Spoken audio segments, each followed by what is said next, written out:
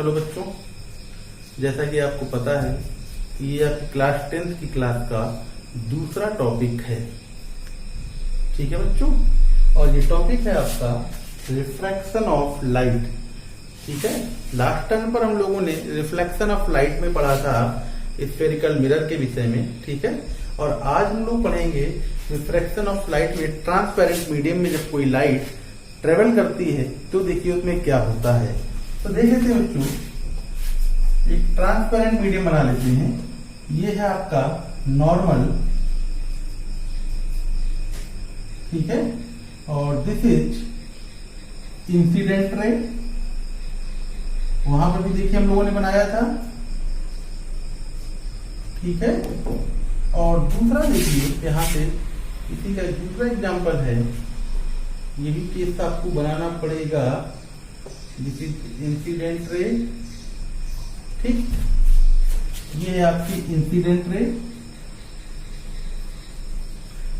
जिसे हम लोग कहते हैं आपतित किरण।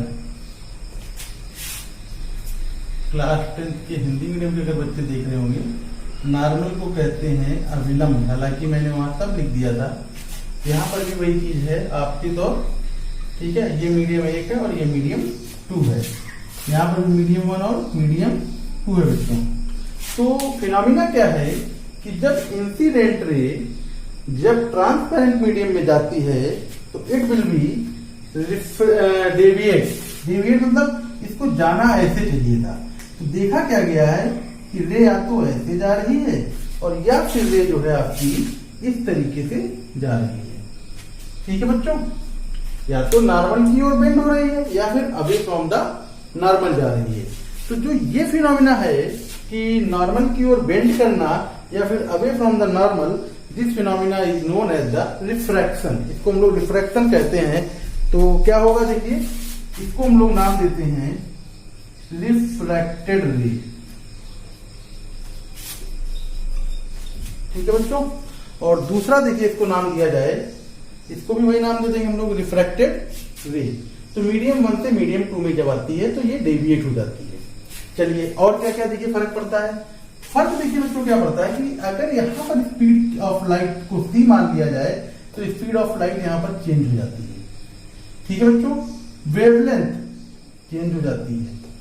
ठीक है बच्चों, और क्या होता है देखिए, स्पीड ऑफ लाइट चेंज हो गई, वेवलेंथ चेंज हो गया, फ्रीक्वेंसी, यहां पर फ्रीक्वेंसी वही रहती है। इसका मतलब है फ्रीक्वेंसी आपकी चेंज नहीं होती है। समझ में आ रही थी बात। लाइट की स्पीड आपकी चेंज हो जाती है।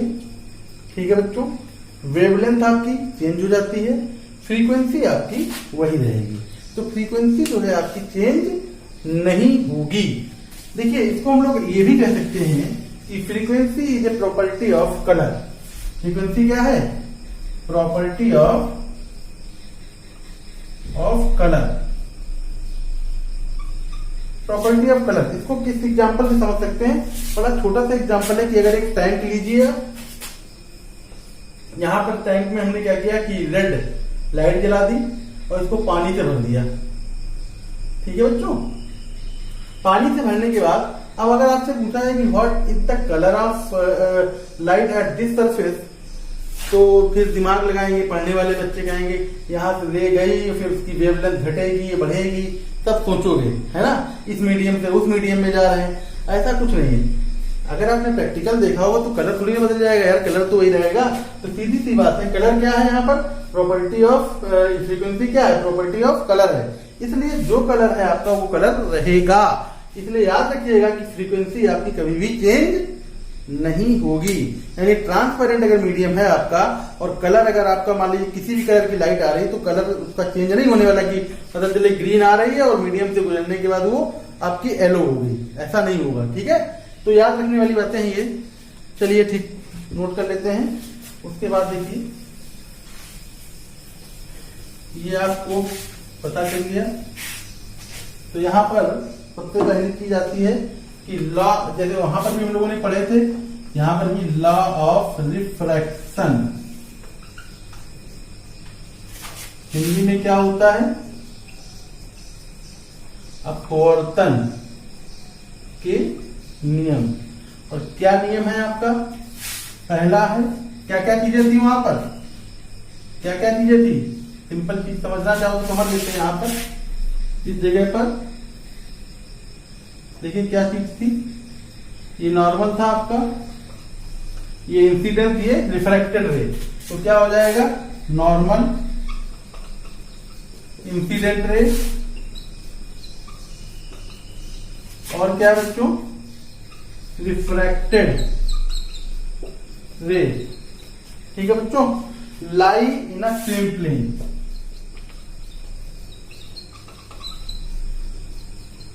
ये सेम प्लेन में लाई करेगा। और जो बच्चों दूसरा आपका लॉ है वो है साइन आई और साइन आर का जो रेशियो होगा उसे एन कहते हैं। और कहां से कहां से जा रहे हैं, मीडियम 1 से मीडियम 2 में। अगर कोई रे इस मीडियम से इस मीडियम में जाती है, आई क्या है, इंसिडेंस एंगल जो इंसिडेंट रे नॉर्मल के साथ बनाती है, और आर क्या है, जो रिफ्रैक्टेड रे नॉर्मल के साथ बनाएगी। उन दोनों का जो साइन होगा, उसका जो रेशियो होगा, उसे कहते हैं हम लोग 1:2। ठीक है, एन क्या यहां पर है, एन यहां पर है रिफ्रैक्टिव इंडेक्स ऑफ मीडियम। ठीक है बच्चों, ये रिफ्रैक्टिव इंडेक्स ऑफ मीडियम है आपका। याद रखिएगा, जब कभी भी कोई रे वैक्यूम से, ठीक है ना, या एयर से किसी ऐसे मीडियम में जाती है जैसे ग्लास हो गया, वाटर हो गया, आपका ग्लिसरीन हो गया, तो वहां पर जो स्पीड ऑफ लाइट है दैट विल बी चेंज। क्या चेंज हो जाएगा, स्पीड ऑफ लाइट चेंज हो जाएगी। ये दो लॉ आपको याद रखने हैं, sine i by sine r are टू 1:2।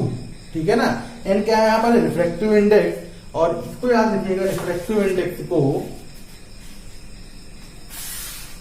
इसको हम लोग देखिए ऑप्टिकल डेंसिटी के नाम से भी जानते हैं।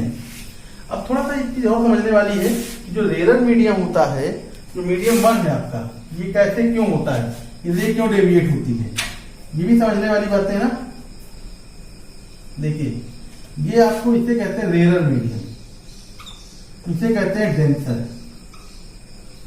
ठीक है, तो जब रे आपकी रेयर से डेंसर में जाती है तो नॉर्मल की तरफ रे जो होती है वो बेंड होती है।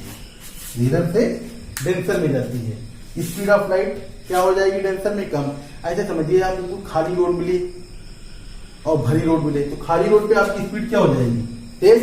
और जो बिल्कुल डेंस रोड होगी आपकी, तो वहां पर क्या हो जाएगा, जब बहुत ज्यादा ट्रैफिक होगा तो वहां पर स्पीड क्या हो जाएगी आपकी, कम हो जाएगी, होगी बच्चों।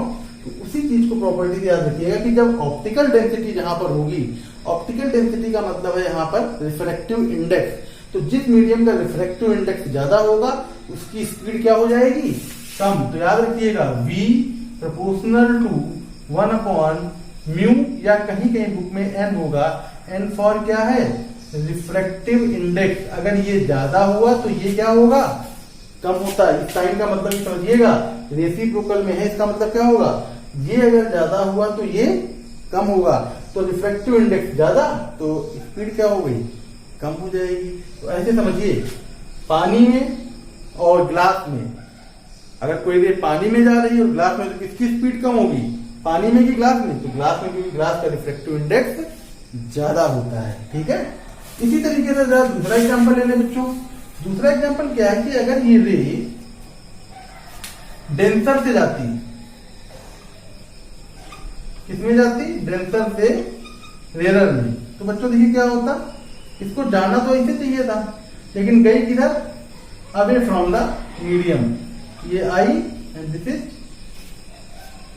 आर। ठीक है, तो अब यहां पर देखिए क्या होगा, याद रखने वाली बात है, फिर मैं बता रहा हूं कि जब डेंसर से रेयर में जाएगी तो डेविएट हो जाती है, और जब रेयर से डेंसर में जाएगी तो फिर क्या हो जाएगी, अवे फ्रॉम द नॉर्मल। ठीक है, ये ध्यान रखने वाली बात है। ठीक,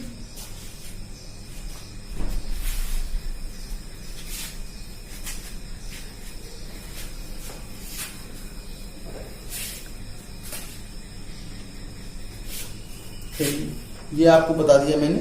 इसके बाद बच्चों एक चीज और देखते हैं, क्या कहा जाता है, law of principle of reversibility, इसको लिख लेते हैं प्रिंसिपल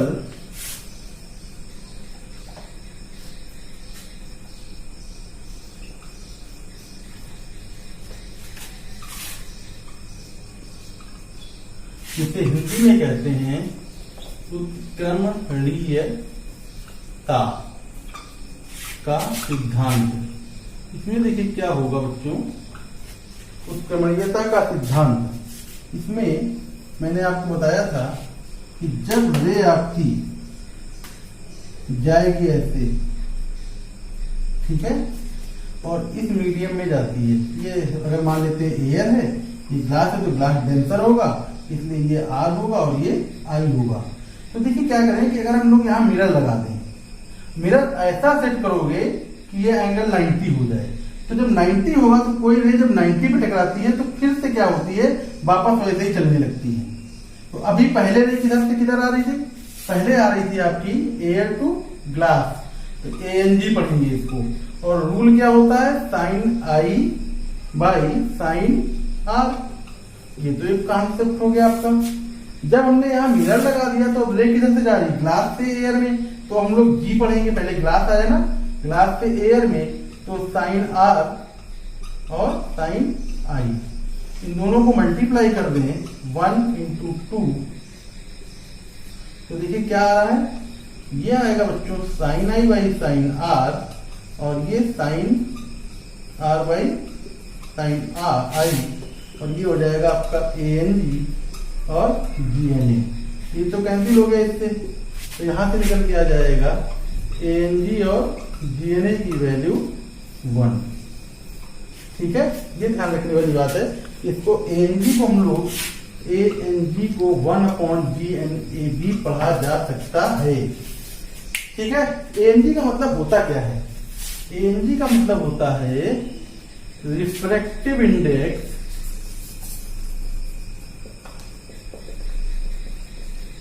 of glass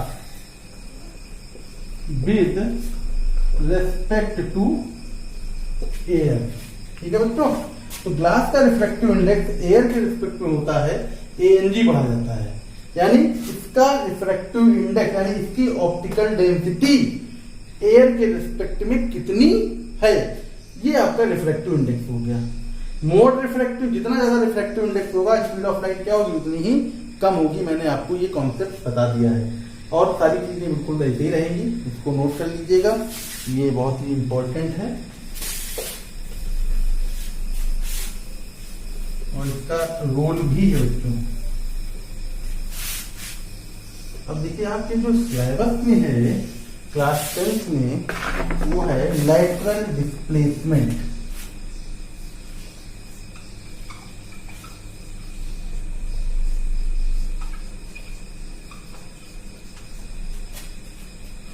When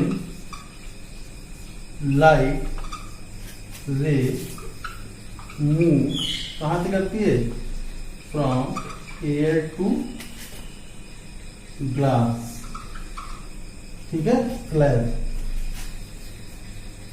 देखिए ग्लास स्लैब है, और उस ग्लास स्लैब में देखिए क्या होगा, ग्लास स्लैब में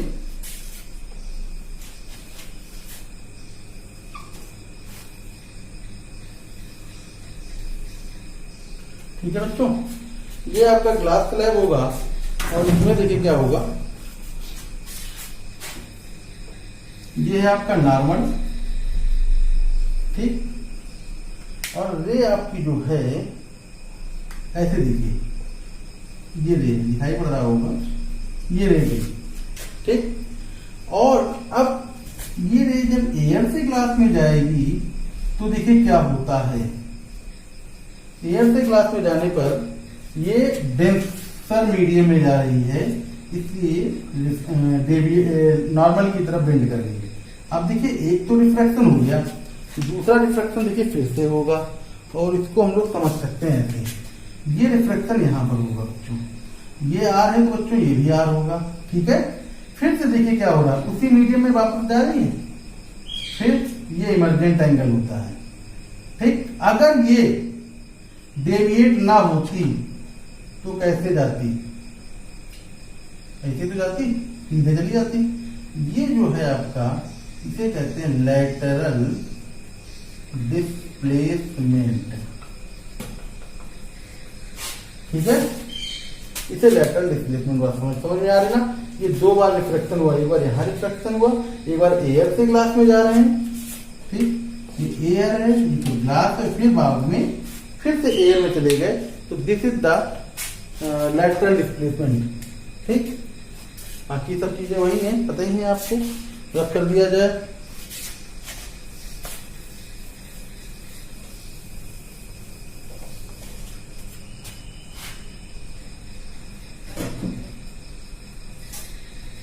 ठीक है,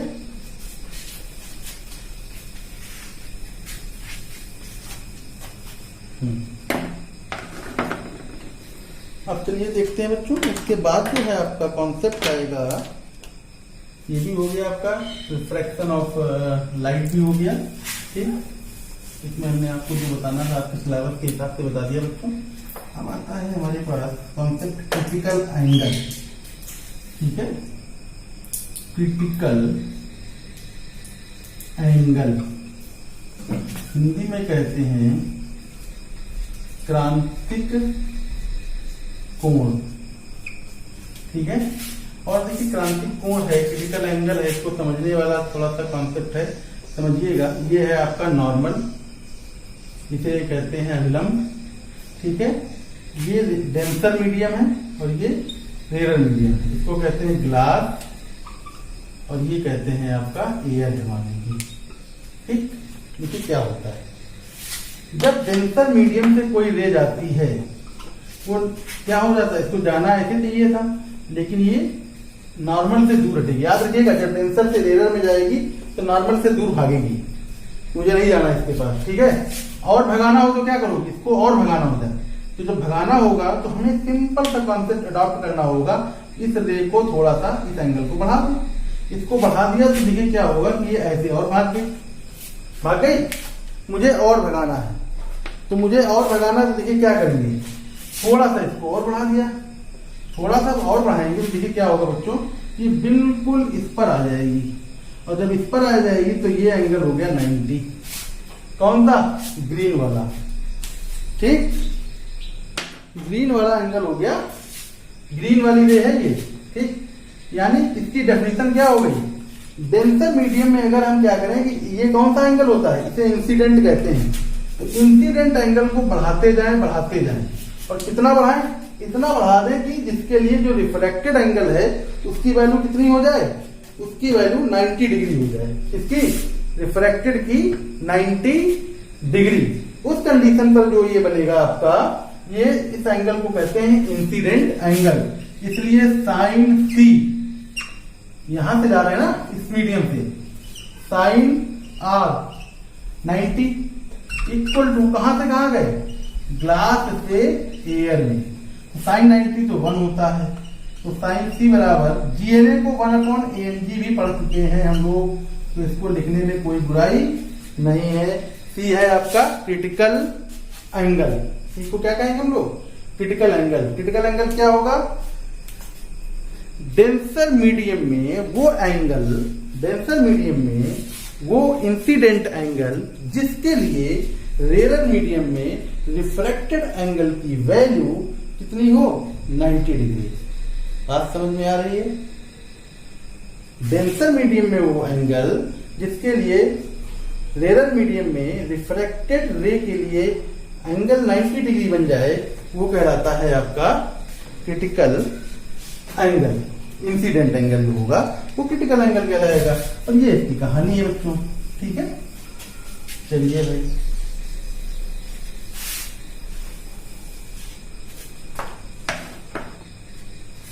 अब क्रिटिकल एंगल के बाद देखिए कहानी आती है टोटल इंटरनल रिफ्लेक्शन। देखिए रिफ्लेक्शन वर्ड यूज हो गया यहां पर, टोटल इंटरनल रिफ्लेक्शन। और टोटल इंटरनल रिफ्लेक्शन देखिए क्या होता है, मैंने बताया आपको कि ये नॉर्मल है, ये क्रिटिकल एंगल है। क्रिटिकल एंगल पर रे क्या होती है, रे रिफ्लेक्ट होके ये बना लेती है एंगल। देखिए लेड वाला बना रहा है 90 डिग्री। ठीक है, अगर हम क्या करें कि क्रिटिकल एंगल को थोड़ा सा और बढ़ा दें, इसको और बढ़ा देते हैं ऐसे, ठीक, तो जो ये रे होगी ये वापस इसी मीडियम में लौट आएगी, उसी मीडियम में। ठीक है ना, ये कहलाता है टोटल इंटरनल रिफ्लेक्शन। रिफ्लेक्शन का मतलब यही होता है कि उसी मीडियम में, जिस मीडियम से कोई रे जा रही है उसी मीडियम में लौट आए। ठीक है, टोटल इंटरनल रिफ्लेक्शन इसका कॉन्सेप्ट है कि if we increase the value of critical angle then the ray comes, ठीक है ना, किसमें आ जाती है, उसी मीडियम में, रे कम बैक, ठीक है, in the same medium. This phenomena is known as total internal reflection.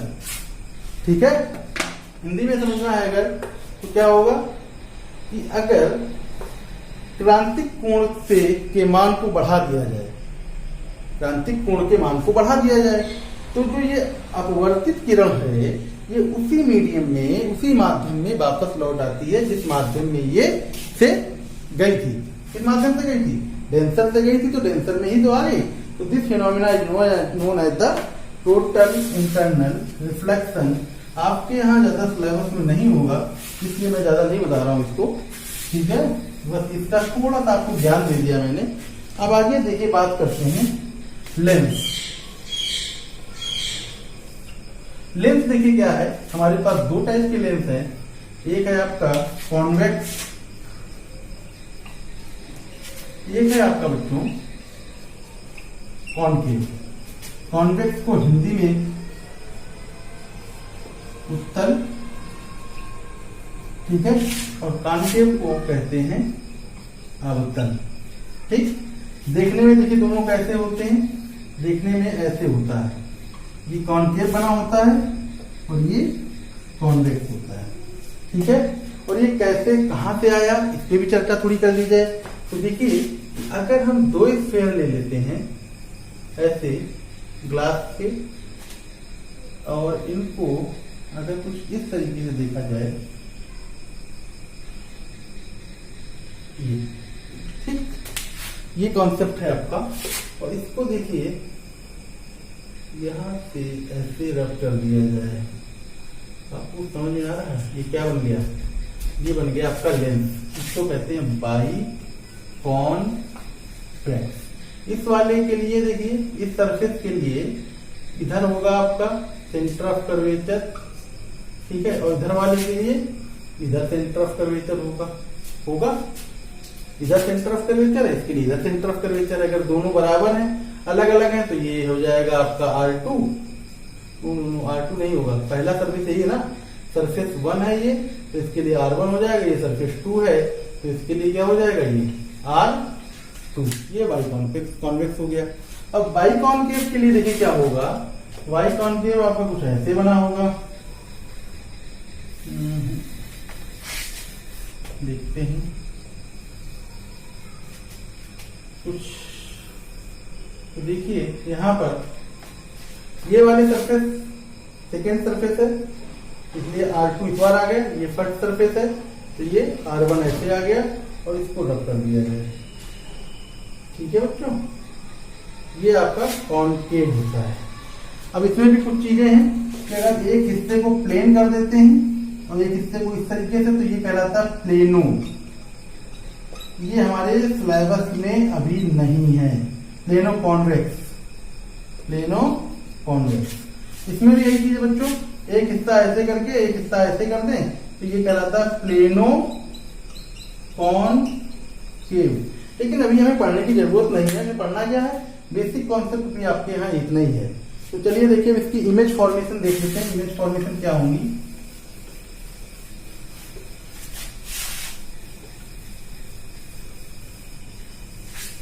Image formation में सबसे पहले बात करते हैं कॉन्वेक्स के लिए। ठीक है ना, तो कॉन्वेक्स में बच्चों सबसे पहले कुछ चीजें ध्यान रखते हैं। ये देखिए लेंस पतला है, अगर कोई रे इसे कहते हैं ऑप्टिकल सेंटर, अगर कोई रे ऑप्टिकल सेंटर से जाएगी तो डेविएट नहीं होती है, बिल्कुल जैसे थी वैसी निकल आएगी। ठीक है। दूसरी क्या है, दूसरा जो आपका प्रिंसिपल है वो प्रिंसिपल ये है कि अगर कोई रे प्रिंसिपल एक्सिस के पैरेलल होगी, प्रिंसिपल एक्सिस ये है आपकी, ठीक है ना, इसके अगर पैरेलल है तो रिफ्लेक्शन के बाद जिस पॉइंट से होकर जाती है उसको कहते हैं फोकस। ठीक है, बात समझ में आ रही है। तो ये दोनों रूल है आपके। और हाँ, कॉनकेव के लिए अगर बात करोगे तो कॉनकेव के लिए भी यहाँ ना बनाए, इधर बना दिया जाए, दिखाई दे रहा होगा। कॉनकेव में भी देखिए क्या होगा, इसे कन्वर्जिंग कहते हैं। इसको नाम क्या दिया जाता है, कन्वर्जिंग लेंस, क्योंकि रे को क्या करता है, ये रे को कन्वर्ज कर देता है बच्चों। ठीक है, और चलिए यहाँ पर देखते हैं क्या है, ये डाइवर्जिंग लेंस है। इसमें देखिए क्या होगा कि ये रे ऐसे गई और ये रे कुछ इस तरीके से डाइवर्ज हो जाएगी ऐसे। ठीक है, ये डाइवर्ज हो गई बच्चों। ठीक, और अगर इसको पीछे की तरफ बढ़ाएं तो ऐसा जहां पे मीट करने की कोशिश करेगी ऐसा लगेगा कि यहां से ओरिजिनेट होके जा रही है, तो this is known as the focus. Same concept है, इन्हीं कॉन्सेप्ट का यूज करेंगे और यूज करने के बाद हम लोग क्या करेंगे कि इसके जो इमेज फॉर्मेशन है वो देख लेते हैं। पहला है, देखिए पहला है व्हेन ऑब्जेक्ट कहाँ रखा हो, between 2f1 and infinity. 2f1 और इंफिनिटी के बीच में ऑब्जेक्ट रखा हो तो क्या होगा, देखिए बिल्कुल कॉन्सेप्ट ये है आपका f1, यहां पर भी ये f1 उतनी ही डिस्टेंस पर, ये 2f1 उतनी ही डिस्टेंस पर ये हो जाएगा आपका 2f2। सेम है ना। अब देखिए ऑब्जेक्ट हमने यहां रख दिया इस जगह पर, तो कॉन्सेप्ट हमारा क्या कहता है, रे गई और रे जाने के बाद ऐसे निकल गई पहली रे। ठीक है बच्चों, दूसरी रे कैसे जाएगी, दूसरी जाएगी इसकी ऑप्टिकल सेंटर से। ऑप्टिकल सेंटर से जब कोई रे जाती है तो क्या करती है, ठीक ये आपकी बिना डेविएट के निकल जाती है। ठीक, ये अगर ए है, ये बी है, तो ये बी डैश और ये सी डैश, ये आपका जो बनेगा वो छोटा प्रतिबिंब बनेगा आपकी इमेज। क्या क्या चीजें हैं देखिए, जब दोनों रे रियल कट करती हैं तो रियल इमेज होगी। नंबर 2 क्या है, इन्वर्टेड तो है ही। तीसरी क्या है, डिमिनिश्ड है, क्योंकि छोटी है ना, ये डिमिनिश्ड ये है।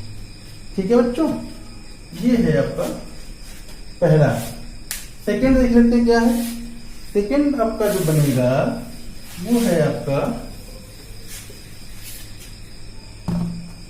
सेकंड बच्चों जो बनेगा वो देखिए ये बनेगा, कहां पे रखा होगा, when object is eight 2f1। देखिए जब 2f1 पर होगा, 2f1 के लिए देखिए कॉन्सेप्ट क्या होगा, ये आपका f1, ये आपका f1, सॉरी f2 है, ये f2, ये f2। ठीक है, देखिए क्या होगा, ये ले गई, ये गई और ऐसे होके चली गई। ठीक है, दूसरी रे कैसे जाएगी, दूसरी ऐसे चली गई, यहां मिल गया। देखो ये ए डैश और बी डैश अगर हुआ तो इसको ए और बी पढ़ लेंगे। इस बार देखिए क्या हो रहा है, ये 2f2 था,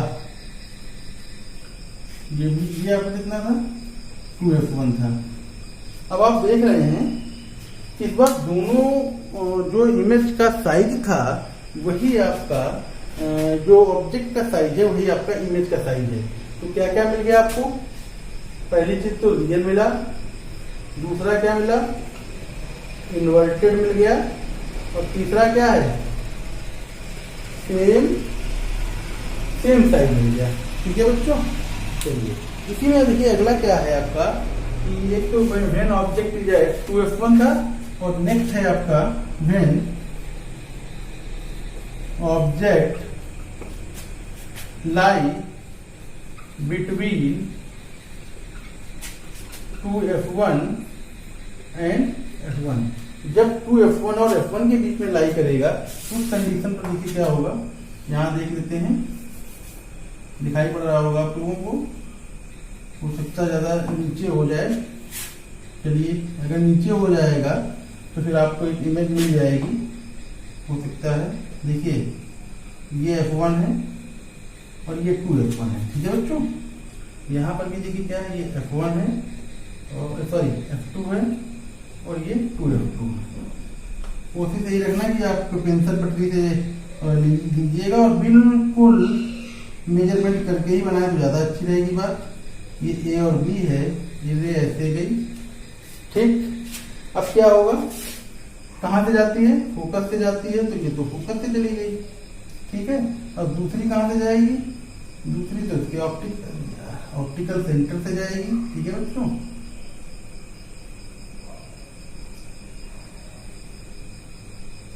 सही कर लीजिएगा, कुछ गड़बड़ है, हमारा बीच से जाना चाहिए था, ठीक।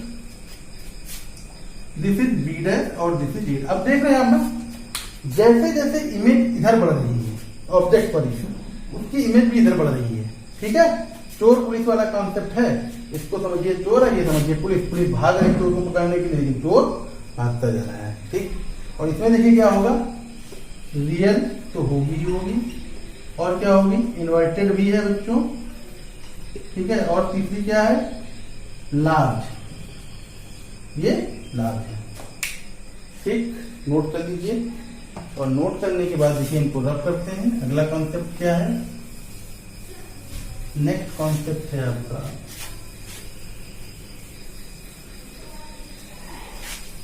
ठीक है, when object is at focus. जब फोकस पर ऑब्जेक्ट होगा आपका तो देखते हैं क्या होगा बच्चों कॉन्सेप्ट।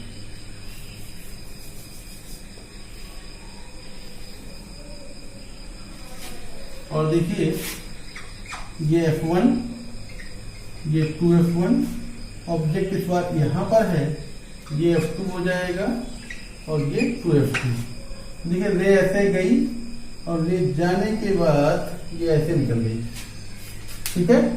और क्या होगा, दूसरी रे कहां से जाती है, हमने बताया था ऑप्टिकल सेंटर से, तो विदाउट रे के जाएगी। और देखिएगा ये लगभग लगभग ऐसे जाएंगी जैसे पैरेलल रे है, ठीक है। लेकिन अगर ऐसा देखा जाए कि कभी ना कभी तो ये मिलेंगी ही मिलेंगी, और जब कभी मिलेंगी अगर इसको बढ़ाते जाएं ऐसे, ये इसको बढ़ाते जाएं ऐसे, कहीं ना कहीं ये ऐसे बड़ी इमेज मिली, बहुत बड़ी। तो कैसी इमेज मिली है आपको, रियल, लार्ज और इन्वर्टेड, लिख लीजिए। रियल भी मिलेगी, लार्ज भी मिलेगी और इन्वर्टेड भी मिलेगी, ठीक है बच्चों। और नेक्स्ट है आपका, जब फोकस और ऑप्टिकल सेंटर के बीच में रखी जाए। कहां है वो object, is between focus and optical centre, ठीक है ना। तो क्या होगा देखिए, इस बार कुछ कहानी ऐसी होगी बच्चों कि ये आपका फोकस हो गया, ऑप्टिकल सेंटर इज दिस, और ऑब्जेक्ट ये है आपका। रे ऐसे गई और रे ऐसे चली गई, ये कौन सा पॉइंट है, F2। और इस बार क्या हुआ देखिए, आप देख रहे हो दोनों रे के बीच की जो सेपरेशन है वो बढ़ती जा रही है, पहले यहाँ कम थी यहाँ ज्यादा हो गई। इसका मतलब क्या है, इसका मतलब ये इधर कभी नहीं मीट करेंगे, तो क्या किया जाए, इसको पीछे की तरफ बढ़ाया जाए, ऐसे ऐसे। दूसरी वाली भी ऐसे बढ़ाई जाए, ऐसे लग रहा है ना, मिल गई। और इस बार आप देख रहे होगे कि अगर ये A है, ये B है, ये A डैश है, ये B डैश। आपको क्या समझ में आ रहा है, ये समझ में आ रहा है कि ये दोनों रे एक्चुअल तो मीट नहीं कर रही है, तो वर्चुअल इमेज मिली। एक्चुअल जब ना मीट करें तो कैसी होगी, वर्चुअल, वर्चुअल इमेज है। और कैसी है, इरेक्ट है। और तीसरी कैसी है, लार्ज। तो these are the concept of the image formation. Note कर लीजिए इसे भी। और ये इमेज फॉर्मेशन के कॉन्सेप्ट हैं। सेम कॉन्सेप्ट आपके कॉन्वेक्स के लिए भी लागू, सॉरी कॉनकेव के लिए भी लागू होते हैं। एक कॉनकेव के लिए भी कर लेते हैं, ठीक है। Image formation for concave, concave lens. देखिए क्या होगा बच्चों, ये है रखा आपका कॉनकेव लेंस, बड़ा सा कुछ बना दिया आपको। ये हो गया आपका F1, ठीक है। और यहां पर देखिए ऑब्जेक्ट इज दिस, यहां रख दिया। ये रे ऐसे गई और रे ऐसे चली जाएगी। दूसरी रे कैसे जाती है, ऑप्टिकल सेंटर से बिना किसी डेविएशन के। अगर इसको पीछे की ओर बढ़ाया जाए तो ये लगेगा कहां से, ये पीछे की ओर अगर बढ़ाया जाए तो ऐसा लगेगा कि ये फोकस से होके जा रही है। ऐसे बढ़ा देता हूं, दिखाई पड़ रहा होगा। तो जब ये एक्चुअल, एक ये तो एक्चुअल है बट ये एक्चुअल रे नहीं है, तो आपको ये रे जो मिल रही है आपकी, अगर ये ए और बी है तो ये ए डैश और बी डैश, ये वर्चुअल इमेज है। कैसी इमेज है, वर्चुअल। और कैसी है, इरेक्ट है। जब वर्चुअल होगी तो इरेक्ट होगी होगी। और कैसी है, डिमिनिश्ड है, ठीक है बच्चों। ये कॉन्वेक्स लेंस का फॉर्मेशन है, इस तरीके से हम लोग बना सकते हैं। ये सब चीजें पता हो गई आपको। एक चीज और बता देता हूं कि फार्मूला क्या होगा बच्चों। फार्मूला होता है, चाहे कॉन्वेक्स हो या कॉनकेव होगा, तो लेंस फार्मूला के नाम से ही जानते हैं। इसमें ऐसा नहीं कि कुछ अलग हो जाएगा। और वो लेंस फार्मूला क्या है, 1/f बराबर 1/b। वहां प्लस होता था, पढ़ चुके हैं हम लोग मिरर में, यहाँ माइनस होता है। f क्या होती है, फोकल लेंथ होती है। v क्या होती है, डिस्टेंस होती है किसकी, इमेज की, फ्रॉम कहां से, ऑप्टिकल सेंटर से, ठीक है। और u क्या होती है, ये भी आपकी डिस्टेंस ऑब्जेक्ट की है फ्रॉम ऑप्टिकल सेंटर, ठीक। इसके कन्वेंशन को थोड़ा सा ध्यान देगा, इसका कन्वेंशन बड़ा अच्छा है। देखिए वो कन्वेंशन क्या है, साइन कन्वेंशन। साइन कन्वेंशन ये कहता है कि अगर रे ऐसे जा रही है, समझने वाली बात है, ठीक है। रे अगर ऐसे जा रही तो आपको डिस्टेंसेज तो यहां से मेजर करनी है, डिस्टेंसेज यहां से मेजर करनी है, ठीक है ना। अगर मान लेते हैं ये आपका v है तो ये u होगा, मेजर यहां से करनी है। आपको क्या करना है, रे के साथ चलना है। देखिए यहां से मेजर करना है, तो जब इधर चलोगे तो देखिए रे के अपोजिट चल रहा है, रे ऐसे जा रहे हैं, हम इधर जा रहे हैं, तो माइनस साइन होगा। और जब इधर चलेंगे हम लोग तो देखिए हम भी इधर चल रहे हैं, रे भी तो इधर जा रही है, रे का एरो भी तो इधर है, तो हम लोग क्या करेंगे, उसको प्लस लेंगे। बस इतनी सी बात है। और ऊपर अगर ऑब्जेक्ट है तो प्लस, नीचे है तो माइनस। कैसे समझिए, डिस्टेंस कहां से मेजर करेंगे, इस पॉइंट से। रे के साथ देखिए रे ऐसे जा रही, हम लोग नापते हैं यहां से डिस्टेंस है, तो हम लोग ऑब्जेक्ट को इधर चलेंगे हम लोग। तो देखिए हम लोग रे के अपोजिट चल रहे हैं ना, तो इसलिए यू क्या होगा, नेगेटिव। बट वी के लिए देखिए क्या होगा कि हम लोग चलेंगे तो इधर से, अब इधर ही चल रहा है, रे भी तो इधर जा रही है, तो वी क्या होगा, पॉजिटिव। और एफ कॉन्वेक्स के लिए एफ पॉजिटिव होता है, और कॉनकेव के लिए एफ को क्या कहते हैं, नेगेटिव कहते हैं, ठीक है। आ रही बात समझ में, कन्वेंशन इज वेरी इजी। अब देखिए अगर कन्वेंशन पता चल गया तो हम लोग इतनी क्वेश्चन भी कर सकते हैं, कोई भी क्वेश्चन है किया जा सकता है। लेंथ फार्मूला आपको बता ही दिया मैंने, ठीक। एक चीज और समझ लेते हैं, power, power of length. Power क्या कहता है, पावर ऑफ लेंथ ये कहता है कि कोई लेंस किसी रे को कितना मोड़ सकता है, कितना कन्वर्ज कर सकता है। समझिए जरा, ये लेंस है, इस लेंस ने इसको इतना मोड़ा, ठीक है। समझने की बात है, समझिएगा बेटा। दूसरा देखिए क्या है, दो एग्जांपल लेके चलेंगे तो समझ में बात आ जाएगी। दूसरा लेंस हमने लिया, इसने क्या किया, इसने इसको इतना मोड़ दिया, समझ लो। अभी क्या है, ये फोकस है, ये भी फोकस है बच्चों। ये डिस्टेंस है, फोकल डिस्टेंस इसे कहते हैं। ऑप्टिकल सेंटर से यहां से लेकर यहां तक की जो डिस्टेंस होती है आपकी, ये फोकल डिस्टेंस होती है, फोकल डिस्टेंस। ये भी तो फोकल डिस्टेंस है। आप देख लो किसकी फोकल डिस्टेंस ज्यादा है, इसकी फोकल डिस्टेंस क्या है, कम। किसने मोड़ा ज्यादा, इसने ज्यादा मोड़ा, तो जिसने ज्यादा मोड़ा उसकी पावर क्या हो गई, ज्यादा। तो किसका मतलब डेफिनेशन क्या हो गई, कोई रे रिफ्रैक्शन के पश्चात, आफ्टर रिफ्रैक्शन कितना कन्वर्ज होती है, कोई लेंस उसको कितना कन्वर्ज कर सकता है, ठीक है, यही उसकी पावर कहलाती है। दिस इज द पावर, ठीक है ना। तो ये पावर आपकी जो हो जाएगी, ये रेसिप्रोकल होती है इसकी 1/f की। याद रखिएगा P बराबर 1/f। f क्या होता है, मीटर में लेंगे, इसकी डायोप्टर हो जाएगी, इसकी यूनिट क्या हो जाएगी, डायोप्टर, ठीक है। अगर f मीटर में है, देख रहे हैं ना, अगर फोकल लेंथ ज्यादा है इसका मतलब इसकी पावर क्या है, कम मोड़ पा रहा ना, इसको ज्यादा मोड़ दिया, इसकी फोकल लेंथ क्या हो गई, फोकल लेंथ कम, तो पावर क्या हो गई, ज्यादा। यहाँ फोकल लेंथ ज्यादा, पावर क्या हो गई, कम। तो कोई लेंथ किसी लेंथ को कितना मोड़ सकता है, ये उसकी कहलाती है, पावर कहलाती है, ठीक है बच्चों। अब एक काम करते हैं कि क्वेश्चन आपको करा देते हैं, और क्वेश्चन के बाद आपको क्लियर हो जाएंगे कॉन्सेप्ट, ठीक है। क्वेश्चन क्या है, an object is placed from convex lens, ठीक है ना, at distance 10 centimetre, 10 centimetre distance पर रखा है, या इसको 10 की जगह 20 कर लीजिएगा बच्चों, ठीक है ना। और फोकल लेंथ है आपकी, फोकल लेंथ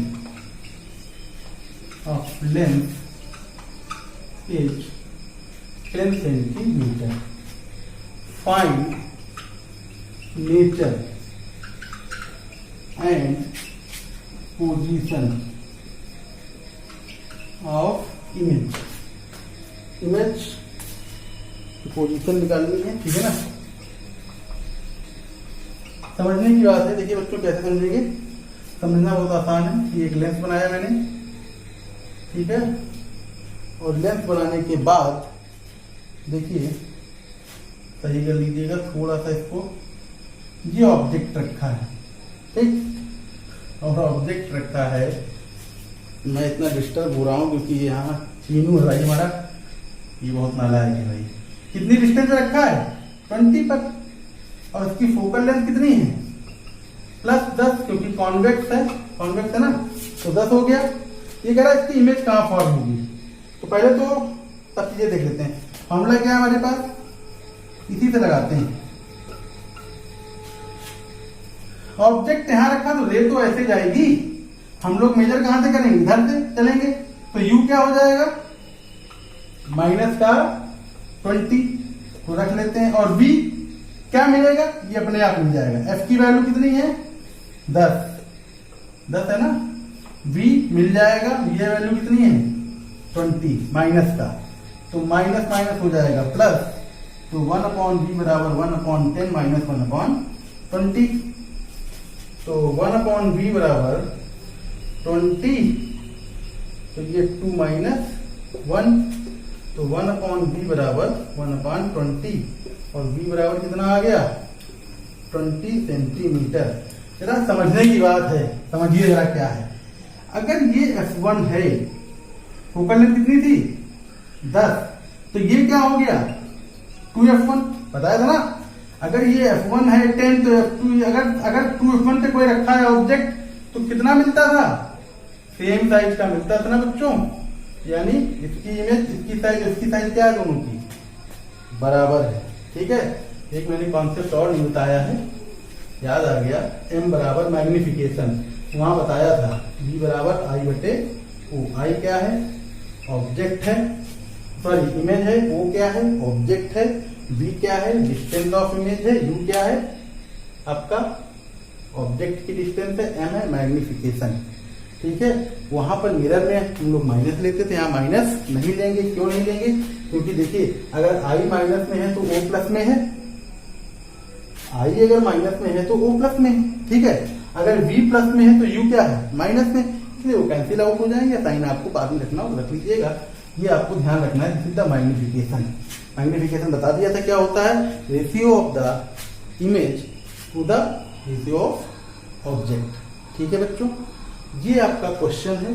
बिल्कुल कॉन्सेप्ट समझ गए होंगे कि अगर ये 2f1 है तो यहाँ पे कहाँ मिलेगा? 2f2 पर, ये f2 पर। ये बड़ा बन गया है, आप कायदे से बनाएंगे तो बिल्कुल सेम मिलेगा। जितना ये नाप के बनाइएगा, ये 10 ये 20, तो अगर आप स्केल लेके करेंगे स्केलिंग तो ये 1 सेंटीमीटर कर लीजिएगा, 2 सेंटीमीटर।